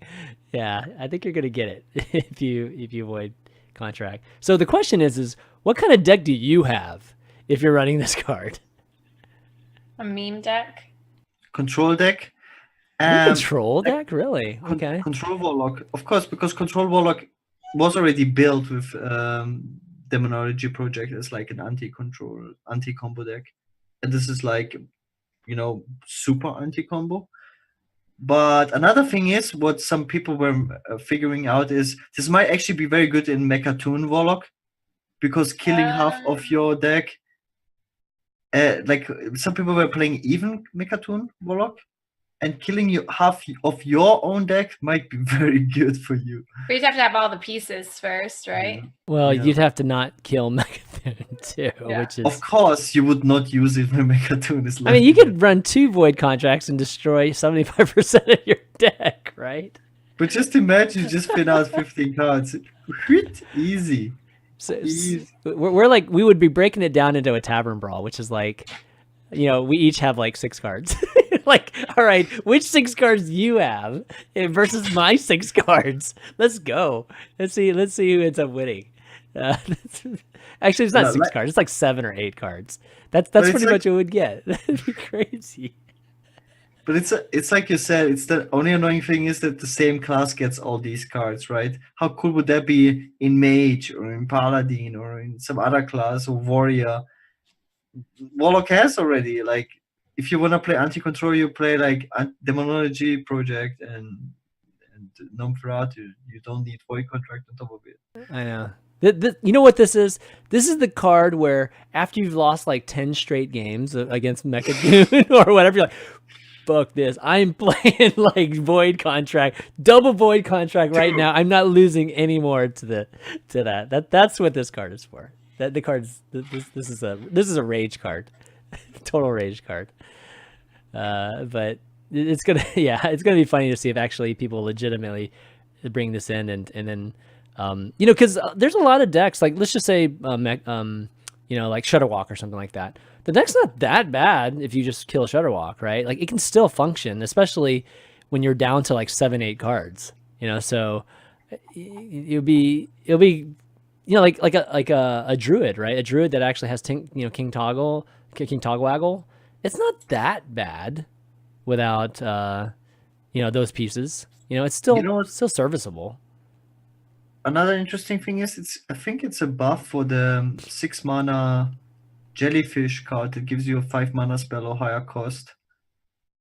Because it's more flexible. Then maybe you could play one of those now, because you pick like Twisting Nether if you face aggro, and if you face any combo deck like Shadowwalk Shaman, this absolutely annihilates Shadowwalk Shaman. Are you kidding me? If you hit any combo pieces, the deck is dead, and this kills half the deck. Well, like again, you have to remember what this guy is playing too. Like, who knows what he's playing? Like, I don't even know what deck what kind of cards I'm playing with Void Contract. Just like minions, like a bunch of like I'm playing Zoo with Void Contract, so at least I have minions left over. Like I don't even know.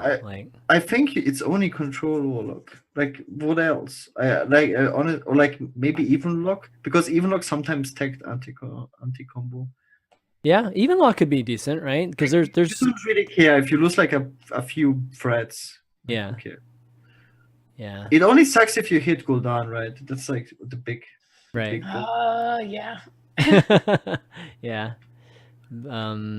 Okay. Well, I'm very intrigued. I'm really super intrigued to see what people play with this card. Like the really bad thing about this card is that you have to play an 8 mana do nothing in your deck. That seems super garbage. I wonder how high the chances to get this from Jellyfish in Warlock. Probably pretty high. Oh, super high. Yeah, I think it's really high. Yeah. But that's way more interesting than. Yeah, I think this will be something streamers will want to play. This card. There's going to be a lot of very unpredictable moments, and that's always really good to watch on stream. Okay, so moving on to, we've only got like a few left here, so I think 3 left to be exact. We've got Hunter cards. We got 1 mana Spring Paw, which is like this cat-looking thing. It's a 1/1 beast, and common card Rush, Battle Cry, add a 1/1 Lynx with Rush to your hand. And assuming Lynx is a beast too. So, it's not crazy sexy or anything, but I mean, the fact that it's Rush, does that do anything in terms of like maybe another card that buffs or something like that? Yeah, like Razormon Curve. I think it's better than Alleycat. This is better than Alleycat? You think so? I think so. Wow. Okay. Because of Razormon stuff, like you can rush Poisonous, but as soon as the big deal, the biggest deal is how crazy this card buffs Rexxar. That is out of this world. Yeah, true. Yep, I agree with that. Yeah, because when you make it 2 minions, yep. It's ridiculous. Because anything with Rush makes the Rexxar super good. And it's flexible. It's like 1 mana. It's so perfect. It's like true. You will have only good beasts from Rexxar, and Rexxar is already too strong. It has to be nerfed, and this is just. Oh, actually, Wes makes a good point. It buffs Hyena. This is crazy good for Hyena. Oh yeah, in Curve, yeah, sure. It's crazy good. Yeah. Oh, imagine Hyena and that from Rexxar. Oh, yeah, that'd be a 3/3. Yeah, it get pretty big pretty fast, that's for sure. Okay, well, next up we got a 5 mana spell. It's baited. Oh, I love the art on this one. This is funny. Baited arrow, common, deal 3 damage, and this is an overkill card. Summon a 5/5 Devil Sword. So this is the first overkill card we're talking about today. And So bad. the art image is this dinosaur that I guess was about to chomp on a piece of meat, and then this arrow just comes and takes it away from him, which is pretty awesome. Yeah, so what do you guys think? Pretty bad. Slysssa, you think it's bad? Yeah, because I mean, you have to overkill for it to be valuable. Yeah. Otherwise, it's 5 mana, deal 3 damage, and like, so if you don't overkill, it's super worthless in my opinion. Yeah, I mean, it's basically a 2 mana card if you don't overkill, and then it's a, I mean, what would you say, guys? Like a 6 mana card if you overkill. So it's not like, I feel like the high end of this isn't very high. Again, yeah, it has to be like a 2 health minion basically. So yeah, I mean, it could be like a Silver Hand Recruit or something, but you know, but again, you're just getting a 5/5 for, you know, it's 5 mana is a lot. If it was a 4 mana, that would feel more right, because it would be somewhere. I feel like the lower end and the higher end, it would be somewhere like 4 mana is probably like right in the center of that. Right. And when the flanking strikes 4 mana, deal 3 damage, automatically get a 3. Yeah, for sure you get that, right? So yeah, this sounds way worse than that. The thing is, you have to look at Hunter, how they are making 5/5s now.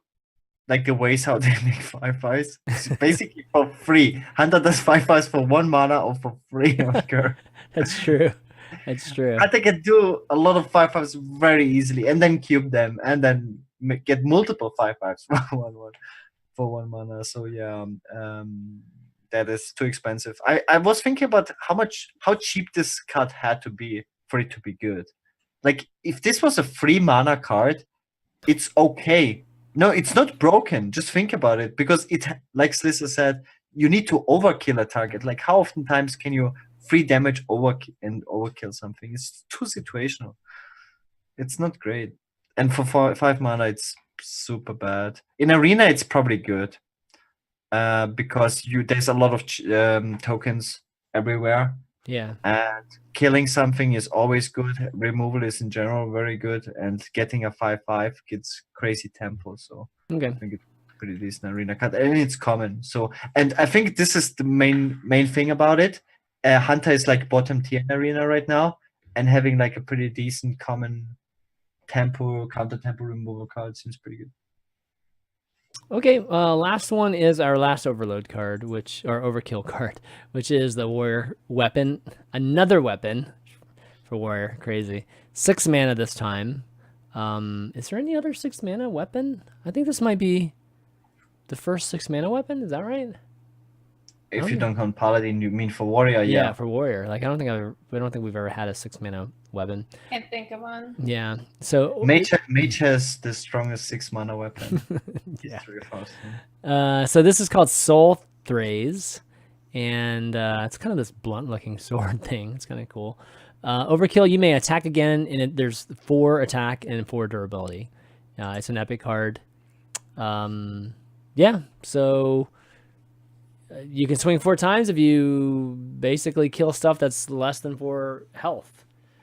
I think it makes sense that it costs 6, because if it was 5 or 7, it would be an odd warrior easily. Yeah, that's true. And what was the name of the weapon that we had that you could swing multiple times to if you killed stuff? It was what was it? You could swing like 4 times, right? Like, I knew the name, but as soon as you asked what the name was, I forgot about it. Yeah. God, what is it called, guys? It's not King. Is it King's something? Oh, Fool's Bane. Fool's Bane. I was thinking King's Bane. Yeah, Fool's Bane. It's kind of like Fool's Bane, right? But it's stronger. It's definitely stronger. No, I think you want to go smork with this card. Really? Yeah, absolutely. And like, it's the strongest smork weapon in the game by far. and buffing this is ridiculous. Like this is like a 1-card win condition. And if you can bring back Pirate Warrior, this is also a staple card in that deck. I think this is a pretty crappy removal card. You just take way too much face damage. And Warrior has actually so many good removal tools now. You don't need this as a removal card. But to go face, Warrior needs like help to go face, and this is a great card to go face. Yeah, because it 5 mana is the 5/2, right? Yeah, and you play that card in every Arcanite Reaper. Yeah. Yeah, so this is 4/4, so much more durability. Yeah. Yeah, I mean, and it's just for, like you said, just going face, because and removal, you can Super like, Collider is just crazy Warrior, good right now. You still want to trade with the weapons oftentimes. But if you're playing Pirate Warrior, you need to win before turn 6. Well, you sound like Twitch chat right now. That's true. Just I guess just straight 16 damage is pretty dang good. And it has the flexibility of just knocking stuff off tempo wise, right? Just if you want to, even just be. Yeah, you can kill a minion and go face. Exactly. Right. That's like insane. Yeah, it's kind of like what's the Shaman Overload card where you get to go twice. Doomhammer, or Doomhammer, right? Mm-hmm. Yeah. So cool. This is a card. If we actually had an aggro warrior, that this might actually be pretty good. But I mean, we got a pretty good pirate 2-drop now. So imagine a 1-drop. Okay. I think that's all we need. You think like so? We have so you think that's the direction? Package, which is okay, but it's not smork enough. Like this is helping with the smork aspect of things. Man, we need Drew to stick around for a long time then. Because the basic cards of Warrior, like you have like always frothing, you have Corcoran Elite. Yeah. You don't need a lot to go smork. Yeah, totally. Okay, well, anyways, that's all the cards we got. We got through a bunch of them there. Hopefully, you guys enjoyed that. It took a while, but I think it was definitely worth it. I mean, we're still like talking about BlizzCon here, believe it or not. We got free packs. One of the things that happened this past week also is that Hearthstone celebrated its 100 million players. So one thing that they're doing to celebrate is just give us all free packs, yay! So it's kind of amazing. 100 million players, guys. Like obviously it's not 100 million all at the same time right now. It's obviously. How's that possible when there's only 50 million people on the planet? What are you talking about? What is it? Geography class did you take, or sociology? Dude, it's like the oldest meme. It's like the Earth is flat type of thing. So yeah, 100 million players. Obviously, that's not like Fortnite territory where it's like 300 million, but 100 million. That's really impressive. I mean, I don't know any other PC games. This is a mobile game too, so 100 million's obviously something that mobile games try to strive for. But Hearthstone's finally gotten there, so definitely speaks a lot to just the game, just the game design too. As much as we had times complain about it, 100 million people playing is definitely a milestone. So go log in today, guys. If you log in, you actually just get the packs like right off the bat. So you have to make sure you do that this week, or else you'll miss out. So pretty cool that way. And then there's also the pre-order for Rastakhan's Rumble you can get right now. If you do the whole Amazon coins thing, buy Amazon coins for cheap, and then you end up buying it, then that's a very cheap way, a little bit cheaper way to get a discount there. And then there's some card backs here. I can show you some of these here. Card backs are pretty cool. This expansion. I've been liking the card backs recently. I think they've been doing a really good job with card backs the last few expansions. I think they've gotten much better. Yeah. I never know which one to use. Yeah.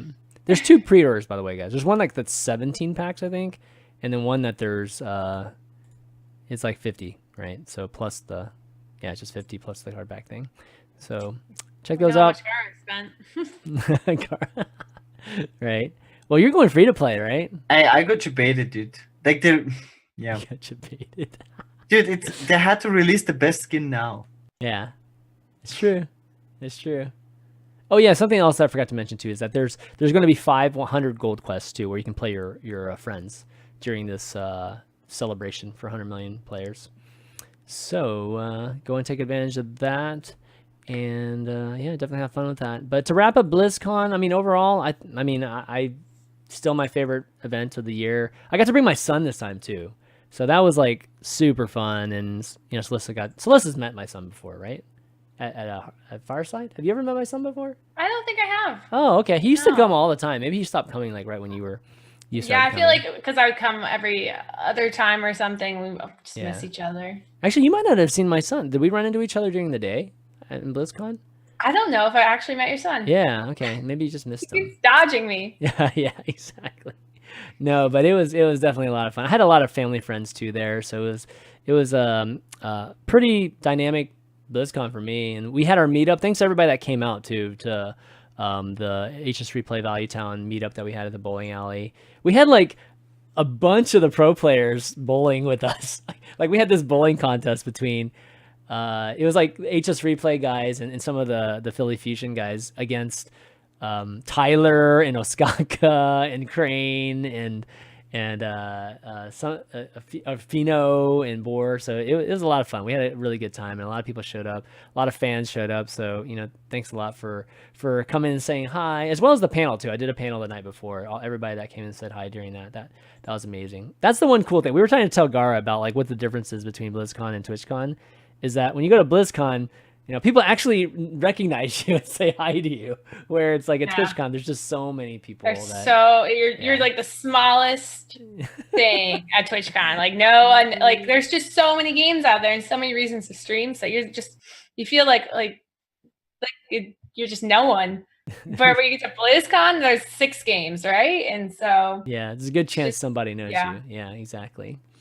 So but yeah, TwitchCon. So a lot of fun as always, and we did Streamer Showdown there too. That was a lot of fun, dude. We had a lot of people. Did you? So you saw it live?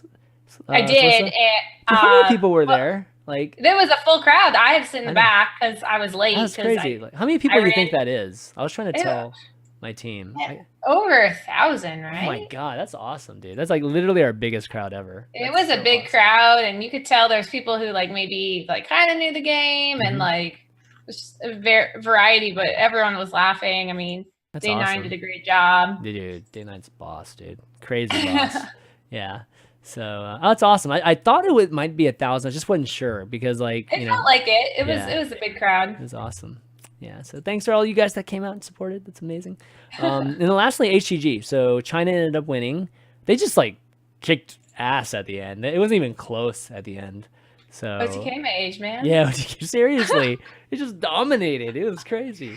So, yeah, it's a QQ for some. China number 1, not even unironically. Seriously, man. I thought they were going to win. Also killing it in Overwatch. I thought they were going to win the Overwatch one too, and then Korea, said nope, we're not going to get completely shut out this weekend. So they ended up stomping. But definitely a big weekend for China. Just LCS and HGG and.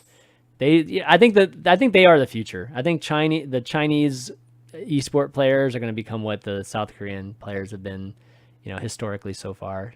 Just too many people. There's billions of people. Surely there's going to be some great players in those billion people. Just pure numbers wise. I don't know. I don't think there's a billion people anymore. No?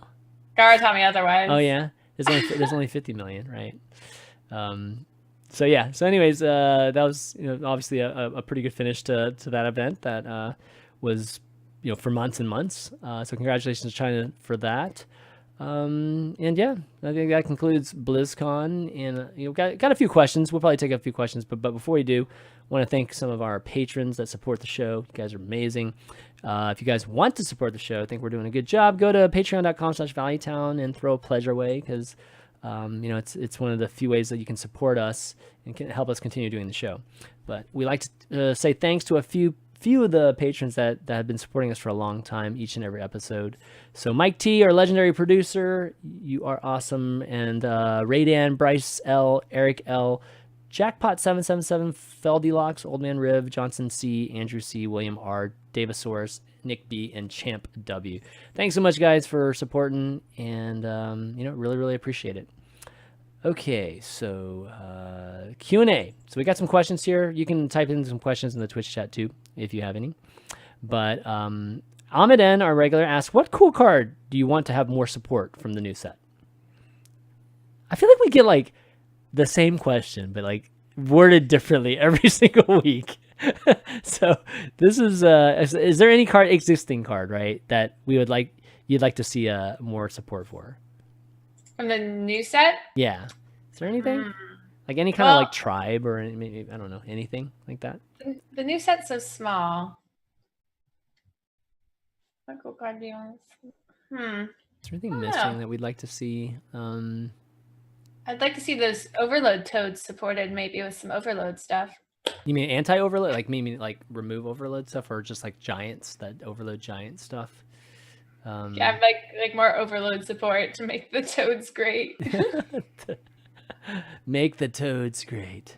Yeah, I'm trying to think. Is there anything missing? Some kind of missing. Definitely not Beast Druid.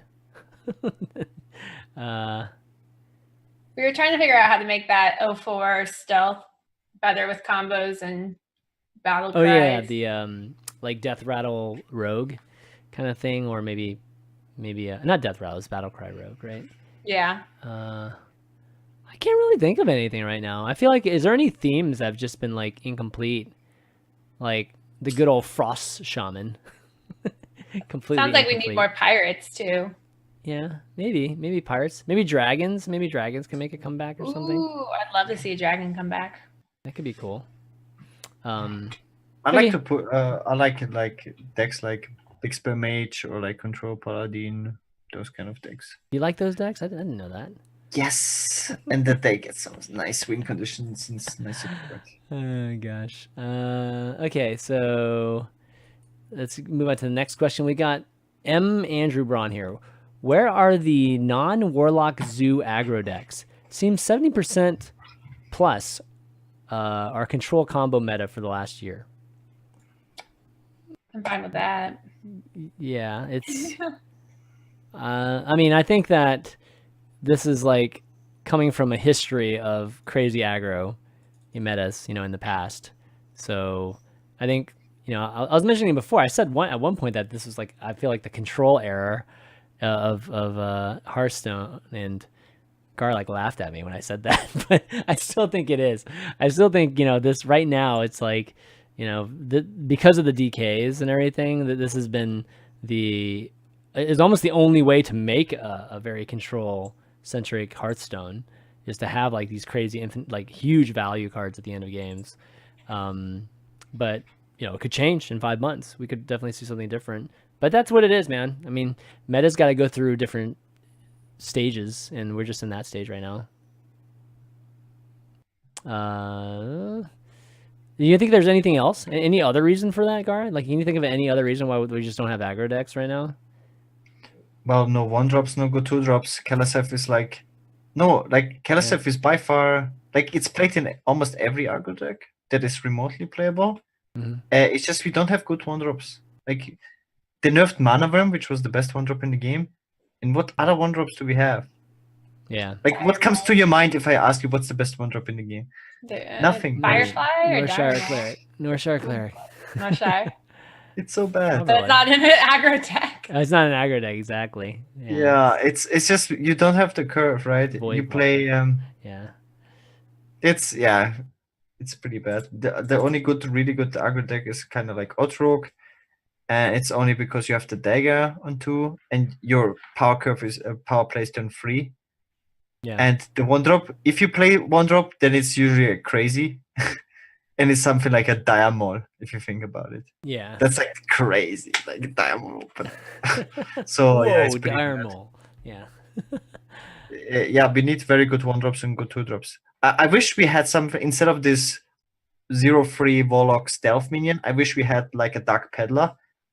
Dark Peddler would be so good right now in the game. Yeah, it'd be nice and solid. Draw a card, right? Not have something too crazy. Yeah, but something that is very good that can replace Kalasef. You want 2-drops that are good in aggro, that are good enough to replace Kalasef. And I wish we had some of those, and then maybe some 1-drops that are not like on Patches level. Patches is not even a 1-drop. Something like, maybe not a Trog, but something strong, Yeah. Oh, the Trog days. Yes. I mean, that was crazy. Trog wouldn't have been as bad of like Totem Golem didn't exist too. Yes. I mean, that 1-2 combo was just ridiculous. Okay, we got Slim Jim 91. Do you think Blizzard should go back to more neutral legendaries instead of class legendaries? I mean, we don't see any class legendaries in ranked anymore. We don't see any class legends in ranked at the moment. Really? Alexstrasza. What else? Malygos, Ysera, maybe Lich King, Keleseth. We just talked about that. I guess he's not wrong. I guess he's right. We don't have any. If he's not wrong, he must be right. He must be right. Yeah. What's the Warlock legend? Oh, like Linda, right? And Lord Godfrey, maybe. Oh, Lord. Yeah. Oh, it's legendaries. I mean, does it matter if they're class or not? Hadronox. Yeah, Hadronox. Okay, that's a good one. Is Lord Godfrey. Yep. Hunter. We see it. We see the Hunter one for sure. Which one's the Hunter one? The Crush. Battlecry recruit. No, the. Katharina. Katharina, yeah, Katharina. Crush is the Hunter one though, right? King Crush? Yeah. Yeah, that's true. Okay, yeah, it's old school, definitely old school. Still there. Yeah, it is. It's still a. Yeah, and then we see we see some. I mean, Shutterwalk, and yeah, we still see some. So I don't think. Do we need more neutral legendaries? I mean, back when we had a lot of good neutral legendaries, that's all people would play. Like Ragnaros and Sylvanas, and yeah, I think that's kind of why they've gone to what we're doing. Yeah, so I think we have plenty of class legendaries right now. All right, any other questions? Let me check the Twitter real quick. If you guys have any more, definitely get it in here. We'll give you like a few minutes, and then we'll we'll call it a day because we've been going for pretty long today. Anything else, guys? Okay, here we go. Which class needs a new hero Death Knight card? Oh, that's a good question. So we know one class is going to get a hero card. Which class do we want a hero? You guys want to see a hero card in?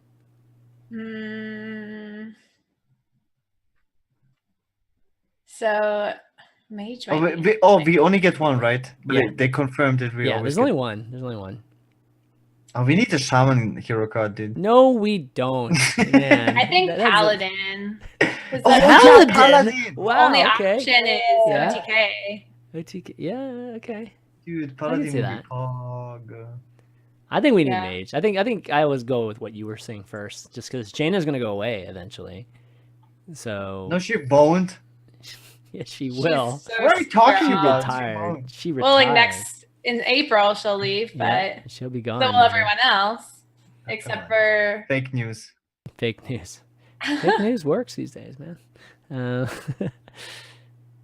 Yeah, I whatever we guess, it won't be that. Like that's my experience. Every time we try to guess something, it's like not gonna be. I'm putting my money on Paladin. Okay, Paladin. Paladin would be dope. I'm down for Paladin. It's gonna be Suranoia, Tron.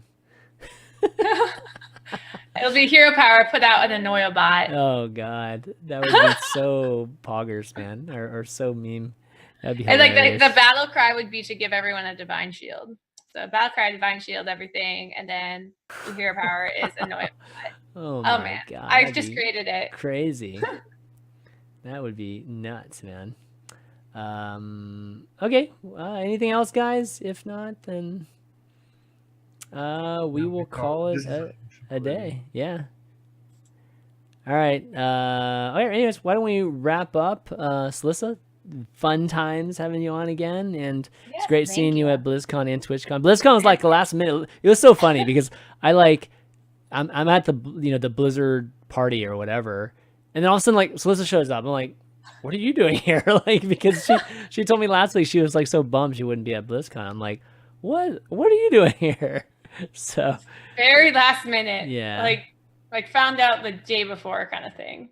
Got a flight the day cool. before. I'm like, I'm just gonna show up. No, that's awesome. It's great to see you and have you be there to you've been to BlizzCon before though, right? No, I've never been. Oh, that's right. That was your first time. I forget. I'm super new to like the Blizzard community, I'd say. Yeah. I've played Hearthstone really casually for 2 years, and then Oh, dude, I should have invited you to all the HS Replay events. Like we had a couple dinners and stuff. Yeah, that would have been fun. Next time.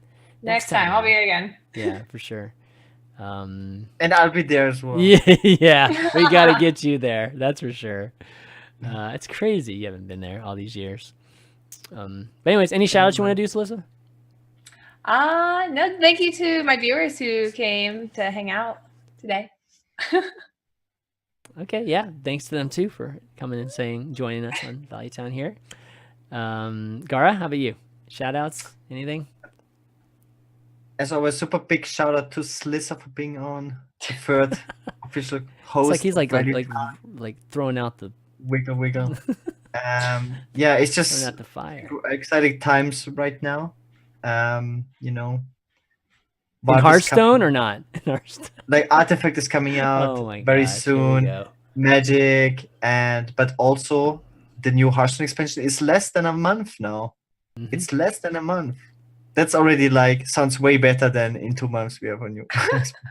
That's right. Well, we've got like weeks and weeks of just talking about cards again. We're in that phase right now. Yeah, that's good, right? Content. Feels good, man. Absolutely. So yeah, shout outs to all of that. Cool. And to Zero joining Tempo Storm. Fuck yeah. Who? Zero. He's like one of the super biggest Smash players of all time. Oh, is he? Oh, Zero? Okay. I didn't know that. Okay, awesome. Okay, I guess I'll round things out. Thank the two of you guys for doing the show. Everybody for watching. Again, everybody for chilling out, hanging out at BlizzCon. Thanks for Chris, man. Chris is awesome from the Blizzard team. I think Slysssa probably would agree too. Like he's been amazing, like really helping just everybody out, and being like super energetic and really bringing some new energy into the whole BlizzCon community. So, or just the Hearthstone community. So big shout out to him and everything he does for us. And you can find the show on youtube.com/hsreplaynet, and you can find the audios on iTunes as well as Google Play and Spotify and soundcloud.com/ChanmanV. Just search for Value Town and you'll find it. Leave a review too if you like the show, because it helps people find it. And that's really it. Just a reminder that the show is an hsreplay.net show, so go to hsreplay to find the best stats, find exactly what you should be playing at your rank region to climb the ladder. And we got a lot of cool stuff coming in the next couple weeks, so be on the lookout for that.